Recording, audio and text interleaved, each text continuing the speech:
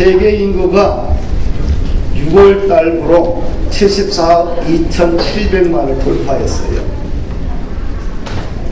우리 한국 인구도 7월 달 현재 4,911만 명이 좀 넘었어요.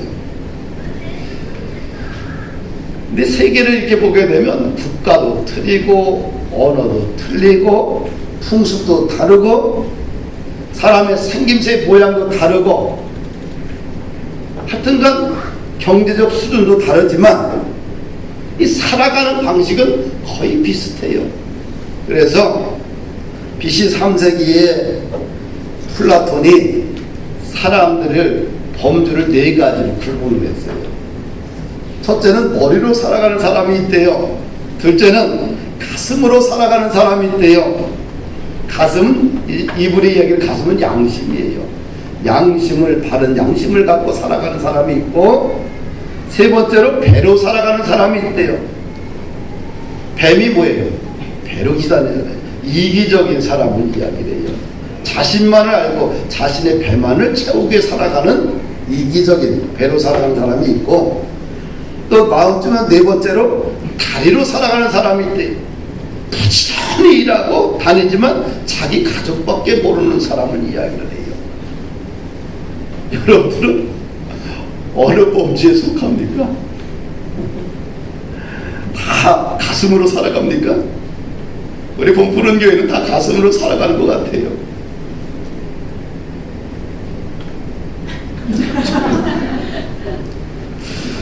믿어도 되겠죠? 근데 오늘 본문의 기생 라합은 우리가 그냥 느낄 때 이 여인은 배로 살아가는 사람이 아니었겠는가. 근데 이 기생 라합은 여리고성이 함락때 유일하게 구원받은 사람이고요. 기생이면서 이방인이면서도 불구하고 마태복음에 보면 1장 1절에 이 여인이 예수님의 족보에 당당하게 이름이 올라가요. 성경은 구약과 신약으로 구분합니다. 신약의 첫 번째 장이 마태복음이에요. 마태복음 1장 1절은 이렇게 시작이 돼요. 아브라함과 다윗 자손 예수 그리스도의 기보라. 예수님의 족보를 설명하는데 거기에 여인 4명이 등장이 돼요. 누가 등장하냐? 다말이란 여인이 등장을 해요. 근데 이 여인은 어떤 여인이냐? 시아버지를 간통한 여자예요. 그래서 시아버지를 통해서 자식을 낳아요. 그것이 예수님의 족보의 한 계보를 차지해요. 또 어떤 여인이 등장하느냐? 기생 라합이 등장합니다. 이방 여인이에요. 가나안 족속입니다. 직업도 기생이에요. 그런데 그가 예수님의 족보에 올라와요. 어떻게 해서 남편을 만나서 족보에 올라갔을까? 남편이 살몬인데 정탐꾼으로 2명이 정탐꾼으로 가나안 땅 정탐을 했어요. 여리고성을 정탐했는데 2사람 중에 한 사람이 살몬이에요. 살몬이 나중에 바로 기생 라합과 결혼해서 예수님의 족보의 한 축을 담당해요. 그 다음에 이방 모압 여인 룻이 등장합니다. 이 룻기서의 주인공이 룻인데 이 룻은 시어머니 나오미를 위해서 자신의 인생 전부를 드려요. 남편이 죽었어요. 남편은 유대인이에요. 자신은 모압 사람이에요. 이방 여자예요. 언어와 문화가 틀립니다. 가치관도 틀려요. 결혼했는데 남편이 일찍 죽어요. 자식도 없어요. 그런데 시어머니를 따라 베들레헴 유대 땅으로 가요. 거기 가면 편견이 있지요. 종교가 다르지요. 국가가 다르지요.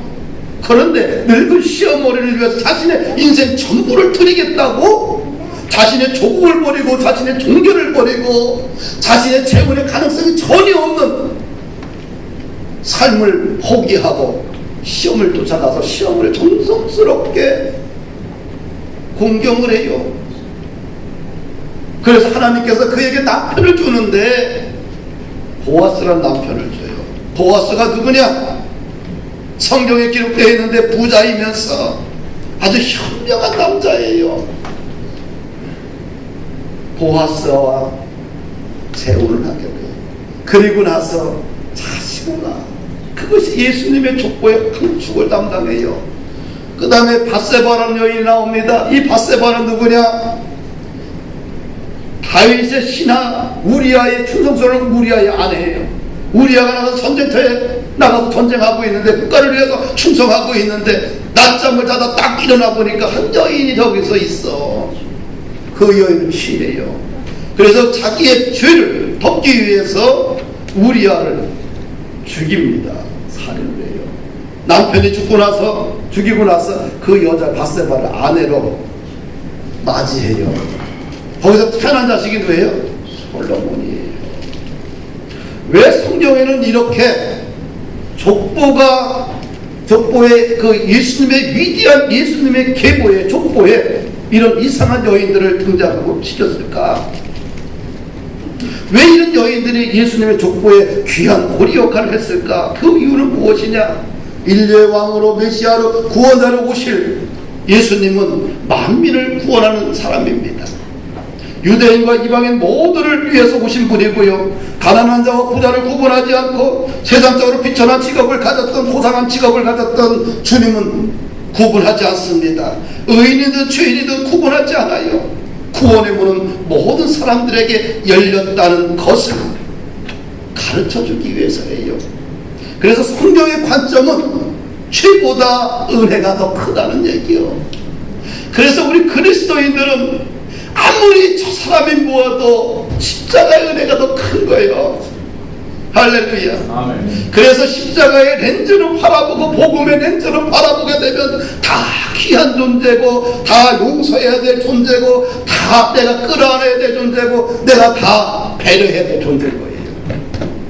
우리가 어떤 렌즈를 보느냐? 율법의 렌즈를 보느냐? 복음의 렌즈를 보느냐? 복음의 렌즈는 은혜의 렌즈고, 율법의 렌즈는 정죄의 렌즈예요. 이 차이는 구약과 신약을 가르는 것처럼, 인류 역사를 AD와 BC로 가르는 것처럼 완전히 다른 역사라는 거예요. 우리 어떤 역사를 가져야 돼요? 복음의 렌즈, 은혜의 렌즈를 쫙 보면 이놈도 이해가 되고, 저 사기꾼도 이해가 되고, 저 못된 놈도 이해가 되고, 다 되는 거예요. 그래서 복음은 잡탕 모든 걸 다 담아가지고 거기서 순도 100% 만들어내는 거예요. 할렐루야. 그러면 두 번째 우리가 본문에서 생각해야 될 것은 뭐냐면, 어떻게 이 일생 라합이 자신의 인생을 이렇게 역전시켰을까? 그가 어떻게 해서 이 구원의 줄을 붙잡았을까? 첫째로 우리가 생각해 보는 것은 이 여인이 믿음으로 미래를 바라보았다는 거예요. 할렐루야.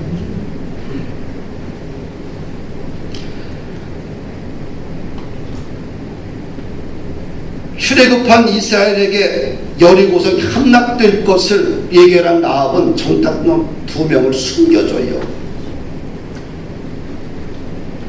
근데 라합이 생명을 걸고 정탐꾼을 숨겨줍니다. 그 이유가 있어요. 그 여인에게 사태를 정확하게 볼 수 있는 믿음이 있었기 때문에 그래요.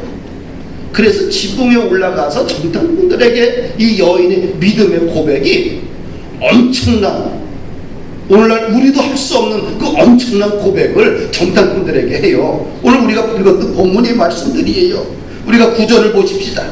같이 한번 다시 읽어볼까요? 이 구절에 보면은 라합이 지붕에 올라가서 이 숨겨진 정탐꾼들에게 말을 합니다. 9절 시작. 말하되 여호와께서 이 땅을 너에게 주실 줄을 내가 아노라.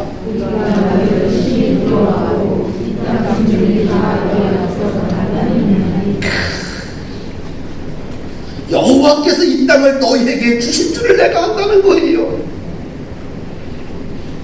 내가 살고 있는 내 민족, 내가 살고 있는 이 내 땅을 하나님께서 당신들에게 주신 줄을 내가 안다는 거예요. 야, 똑똑한 여인이잖아요. 두 번째는 우리가 이스라엘을 심히 두려워하고 가나안 땅에 있는 모든 백성이 다 이스라엘 앞에 간담이 녹는다는 거예요. 이스라엘 백성들은 가나안 땅의 백성들을 두려워했어요. 그들은 장대한 민족이고 우리들은 메뚜기와 같다고 생각을 했어요. 여리고성을 바라보게 되면 이 엄청난 성입니다. 이들은 40년 동안 광야를 집시처럼 돌았던 천막민족이에요. 그런데 여리고의 요단강을 가는 첫 번째 성 여리고성은 견고한 성이에요. 감히 쳐다보면 상대가 안 돼. 오늘날 보면 고급 맨션과 초가집과의 관계와 똑같아요. 그런데 이스라엘 백성들은 그 엄청난 저 성을 어떻게 함락할 것인가 근심과 두려움에 쌓여 있는데 거꾸로 여리고에 있는 이 여인은 고백을 해요. 이스라엘을 심히 두려워한다는 게 우리가 가나안 땅에 있는 모든 백성이 다 이스라엘 앞에 간담이 녹는다. 누가 그렇게 만들었을까요? 하나님 만들었다는 거예요. 그래서 이 백성들은 안다는 거예요. 이스라엘 하나님이신 여호와께서 홍해물을 마르게 하시고 아모리 사람의 두 왕 시온과 옥을 전멸시킨 일을 우리가 들었다는 거예요. 그래서 이스라엘 하나님 여호와는 그 능력과 권능이 탁월해서 아무도 그 신을 감당할 신이 없어서 우리의 마음이 높고 정신을 잃었다는 거예요. 누구 때문에? 이스라엘의 나라는 별로, 이스라엘 민족은 별로 볼것거리가 없는 집시민족이고 떠돌이 민족인데 불가한데 그들을 지휘하는 여호와 하나님의 능력 때문에 정신을 잃을 정도로 간담이 서늘한 거예요. 할렐루야. 우리가 믿는 하나님이, 나는 대단하지 않은데 내가 믿는 하나님이 대단했어. 내 인생 가운데 주의 역사가 은혜가 있는 거예요. 할렐루야. 이 여인의 11절 보면 이 여인의 믿음의 고백이 있습니다. 한번 읽어봅시다. 시작.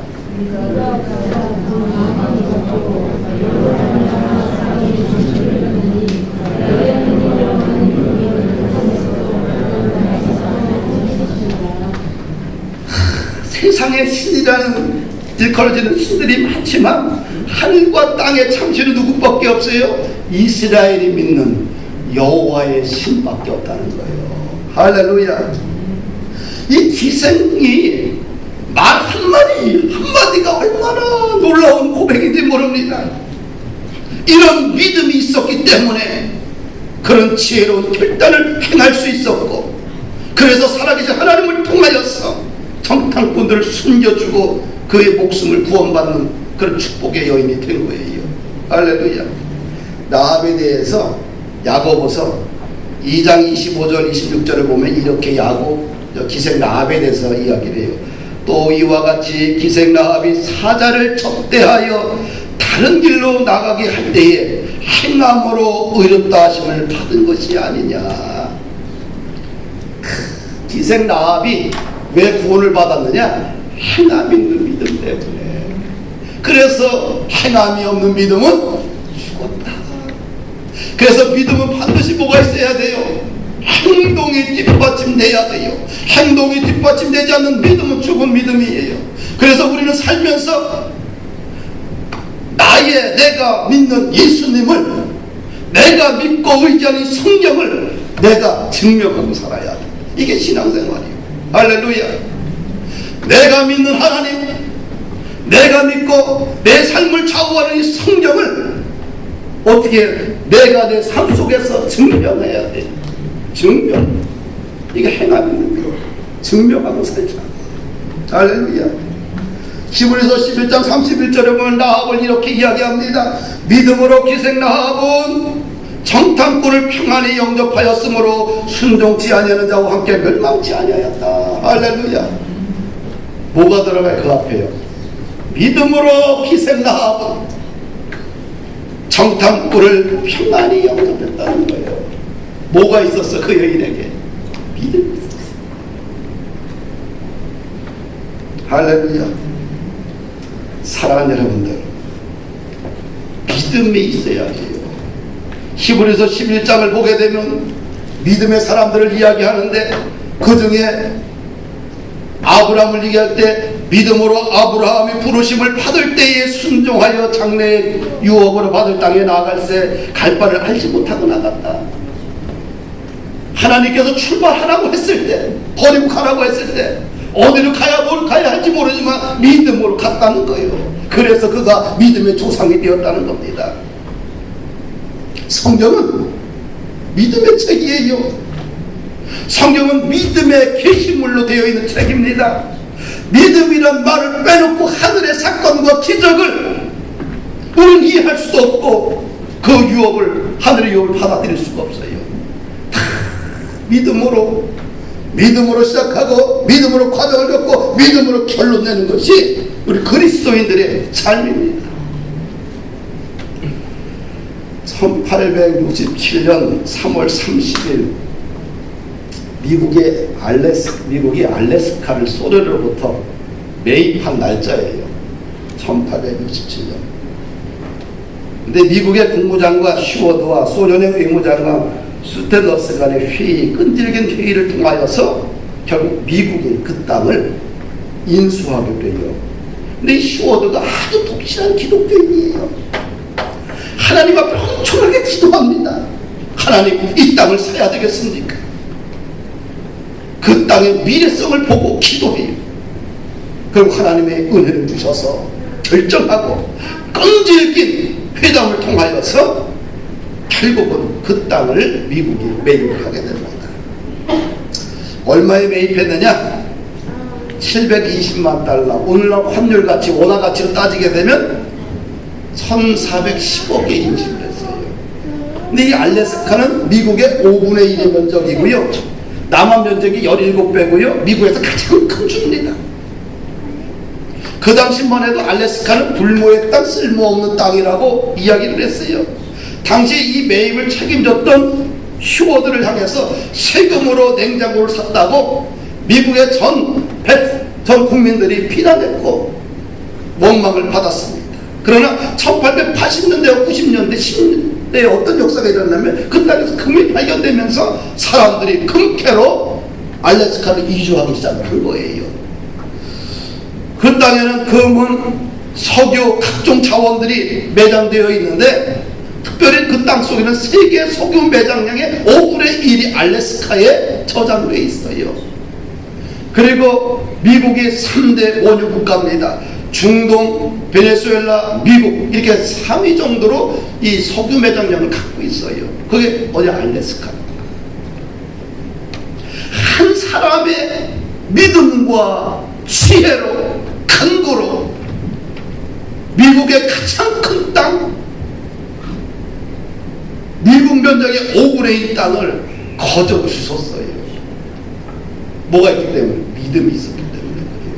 하나님을 믿는 믿음이 있었기 때문에 많은 사람들이 비난하고 조롱하고 원망을 사지만 그 땅을 매입함으로 인하여 오늘날 미국의 엄청난 국가적 토를 가져두고 있는 거예요.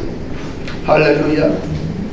현 상황에만 안주하고 불평하지 마시고 미래를 향한 믿음의 도전을 가지고 바라봐야 돼요.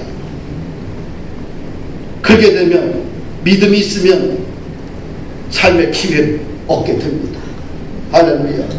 두 번째, 이 비천한 인생 나합이 어떻게 해서 인생의 기회를 잡았느냐? 이 넓은 마음이 있어. 이 여인 참 마음이 넓어요. 나합이 가족을 품습니다.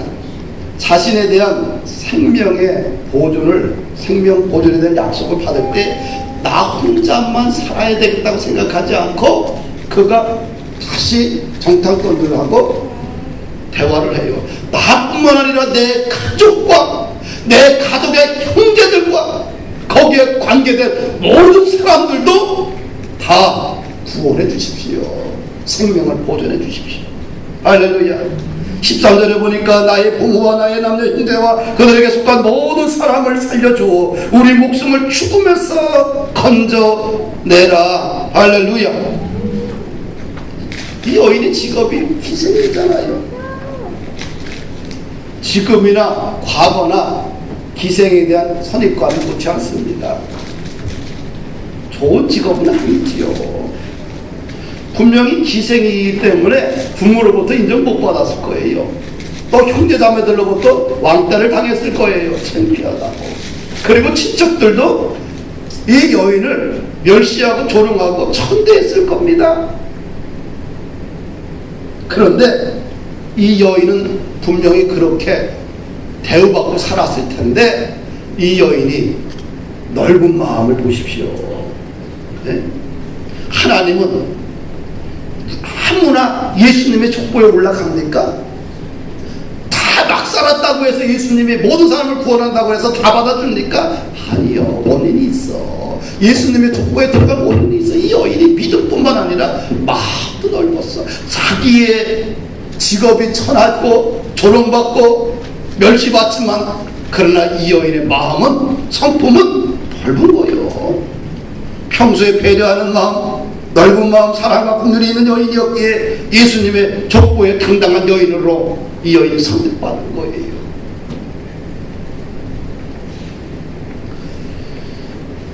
좁은 마음, 편협한 마음, 용서를 못하는 마음, 속 좁은 이해심, 편견, 고집으로만 똘똘 뭉쳐있는 분들은 쓰임받기 어려워요. 누가 그 사람을 회사에서 원할까요? 누가 어떤 가족이 그 사람을 가족에서 가족이 원할까요? 아무도 없어요. 걸리버 여행기라는 책 읽어봤어요. 걸리버 여행기. 이 책은 작은 소인국 나라에 대한 이야기죠. 이 걸리버가 여행을 하다가 폭풍을 만나 표류해요. 그리고 한 섬에 도착하게 됩니다. 그런데 그 섬에 가보니까 엄지손가락만의 사람들이요. 이 걸리버가 이 섬에서 오랫동안 그들과 함께 살면서 문득 느낀 것이 있어요. 이 소인국 사람들은 별로 큰 문제도 아닌데도 끝까지 싸우는 거예요. 계란을 어느 방향으로 놓을 것인가, 어떻게 자를 것인가, 이걸 가지고 목숨 걸고 전쟁까지 벌이며 싸우는 거예요. 왜 그랬을까요? 몸집도 작지만 더 작은 거는 마음이 작아서, 작은 마음을 가졌기 때문에 싸우는 거예요. 이들에게는 용서, 사랑 이게 없어요. 타협 전혀 없고 그냥 모든 것이 다 싸움의 대상, 전쟁이 대상한 거예요. 편협한 마음이죠. 작은 마음. 성경은 이렇게 이야기를 해요. 누구를 용서하지 못하고 미워하고 예배를 드리지 말라. 먼저 어떻게 돼? 가서 화해하고 그리고 와서 예배 드리고 예배를 드려라. 그래야 그 예배를 받으신다는 거예요. 할렐루야. 요셉은 형들이 노예를 팔았잖아요. 형들과 이제 요셉이 이제 만나요. 그리고 요셉이 자신의 형들의 동생이라고 당당히 밝혀요. 형들이 얼마나 불안해 떨겠어요. 그런데 요셉이 넓은 마음으로 품어요. 이렇게 형들에게 이야기합니다. 당신들이 나를 이곳에 팔았다고 해서 근심하지 마소서. 한탄하지 마소서. 하나님이 생명을 구원하시려고 나를 당신들보다 먼저 보내셨나이다. 이 요셉은 자신의 고난을 해석할 때 하나님의 뜻으로 해석한 거예요. 그리고 형들의 마음을 아주 편안하게 위로하고, 오히려 그들이 마음이 다칠까봐 잘 예우를 해주고 말도 아주 위로해주는 말을 통해서 그들을 마음을 안심시켜요. 형들이 나를 판 것이 아니라 하나님의 구원 계획 때문에 나를 하나님이 그래서 먼저 보내신 것입니다. 하나님이 한 것이지요. 형님들이 한 게 아니에요. 그래서 걱정하지 마시고 한탄하지 마시고 두려워하지 마십시오. 할렐루야. 우리는 삶에서 많은 갈등의 문제들을 만나게 됩니다. 어떻게 이 갈등의 문제, 내 앞에 시험의 문제를, 내 인생의 고난의 문제를 어떻게 해석해야 하는지, 해석에 따라서 완전히 달라요. 나의 관점에서 보게 되면 눈물 나고 슬프고 괴롭고 상처받고 시험에 빠지고 인생의 고난 자체가 내 인생을 멸망의 길로 인도하지만, 똑같은 풍경을 바라볼 때에 하나님의 시각, 하나님의 뜻, 하나님의 섭리적인 측면으로 하나님의 렌즈로 바라보게 되면 하나님의 은혜로 해석하게 돼요. 할렐루야. 섭섭해도 섭섭한 기분이 안 들어요. 우겨쌈을 당하여도 답답하지 않아요. 할렐루야. 일터에서 리더가 되고 싶습니까? 쓰임받고 싶습니까? 넓은 마음을 가져야 돼요. 할렐루야. 세 번째, 이 여인은 붉은 줄을 의지했어요. 라합은 약속의 징표로 붉은 줄을 매달았어요. 그러면 당신들이 이 땅에 쳐들어왔을 때 그럼 난 어떻게 해야 사느냐? 구분점이 있어야 되느냐? 적당들이 말해요. 창문에 붉은 줄을 내려라. 그러면 그것을 보고 우리가 너의 목숨들을 건져낼 것이다. 할렐루야. 그래서 라합은 약속의 증표로, 구원의 증표로, 생명의 증표로 붉은 줄을 창문에 이렇게 매달아놨어요. 그래서 여리고성이 무너질 때에 라합의 집에 있는 모든 사람들의 생명을 보존할 수 있었어요. 사랑하는 여러분들, 라합이 붉은 줄로 인하여서 죽음을 면하고 생명을 얻은 것처럼 오늘도 우리에게는 붉은 줄이 있어야 산다는 거예요. 원수마귀의 사단은 계속해서 호시탐탐 우리의 생명을 노리고 우리의 재산을 노리고 우리의 일터를 망가뜨리고 우리의 가족을 망가뜨리고 나라와 민족을 망가뜨리고 있어요. 교회를 부서뜨리고 있어요. 어떻게 해야 돼요? 살아나요. 예수님을, 우리의 붉은 줄은 예수님이에요. 예수님을 붙들어야 돼요. 할렐루야. 내가 심령이 약해지고 내 마음이 병들 때 살아나는 방법이 어디 있어요? 예수님을 붙들어야 돼. 할렐루야. 다른 것 갖고 되질 않아요. 오늘 아까 우리 공주택 우리 선교사님의 아침 일부 설교를 들으면서 참 은혜를 받았어요. 선교사로서 자기는 사람 의지하지 않고 돈 의지하고 오직 하나님을 의지한다. 그런 삶 속에서 경험했기 때문이에요. 왜 저 선교사님이 저 나이에도 불구하고 꿋꿋할까? 일반 선교사님과 다르게 자신이 하나님 주신 사명을 꿋꿋하게 저 나이 60 넘어도 끝까지 밀고 나가면서 선교 현장에서 확신을 가지고 영어를 가르치면서 사람들에게 살까? 사람 의지하지 않고 하나님 의지해서 그래요. 어떤 상황 속에 누굴?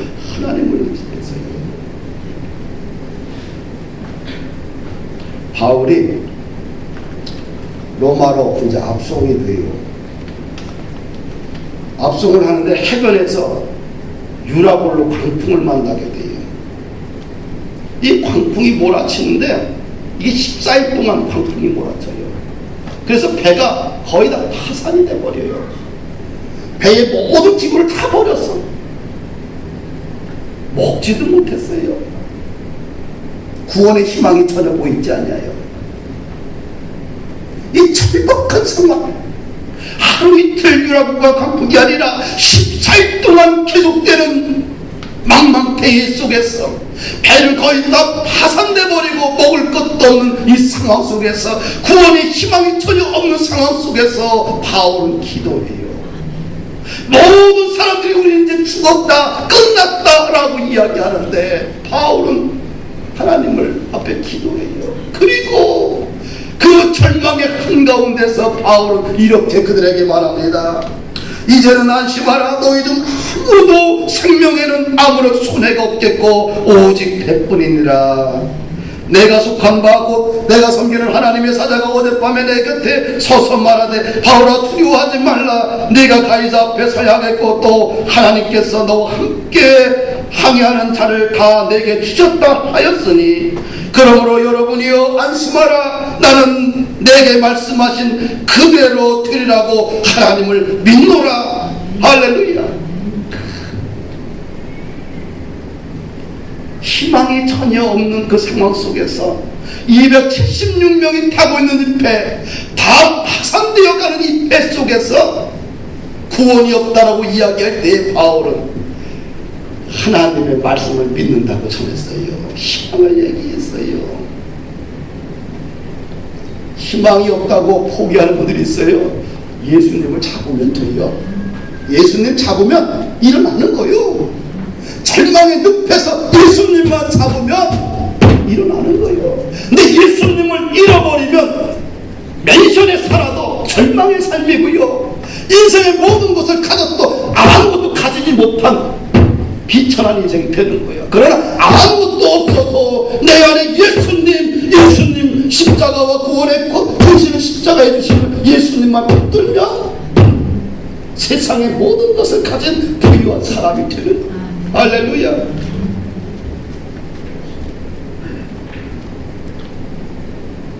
정탐꾼들이 여호수아에게 여리고성을 정탐하고 와서 이렇게 보고를 해요.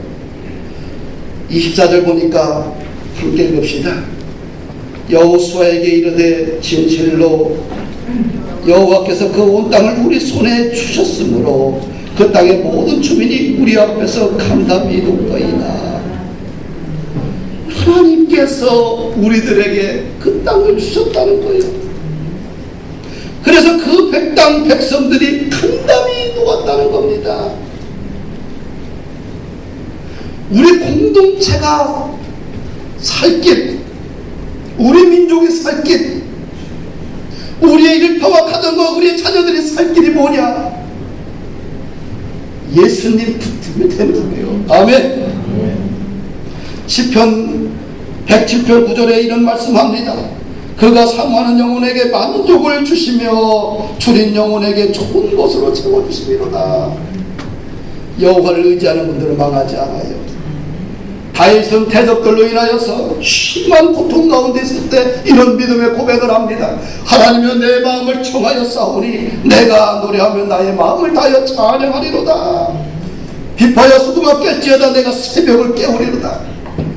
다윗은 고난 가운데 마음을 하나님께 고정하고 새벽을 드리겠습니다. 하나님께 마음을 고정하니까 그가 고난 가운데 일어나서 믿음의 사람으로 살아갈 수 있었던 거예요. 할렐루야. 말씀을 마칩니다.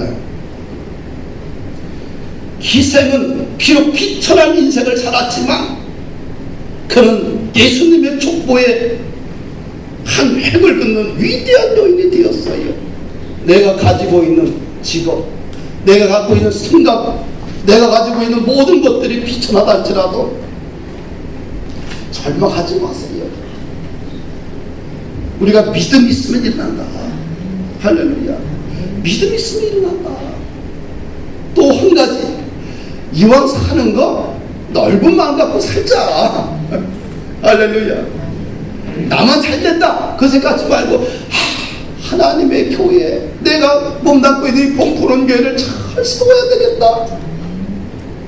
나뿐만 아니라 내 친구들도 내 자녀들도 잘 마음을 좀 크게 갖자.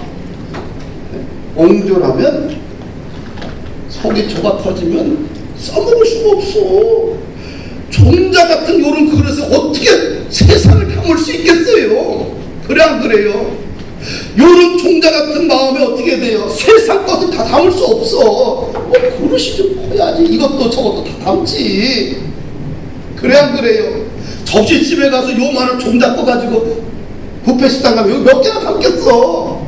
큰 접시 갖다 놔야지만 이것저것 담아가지고 20개 갖다 먹지. 그릇은 누가 만든다? 내가 만든다. 그릇은 누가 만들어요? 내가 만든다. 내가 하나님 그릇이 작으면 성령님 나에게 내 마음의 그릇을 키워 주시옵소서. 내 마음의 그릇을 키워서 세상 모든 것을 담아도 다 이해할 수 있는 그릇을 주시옵소서. 하나님 나를 사용하여 주시옵소서. 그리고 누굴 잡아야 돼요? 예수님 잡으면 돼. 하늘과 땅의 모든 권세를 가지고 계신, 인생의 모든 만능키를 가지고 계신 예수님을 꽉 붙들면 되는 거예요. 할렐루야.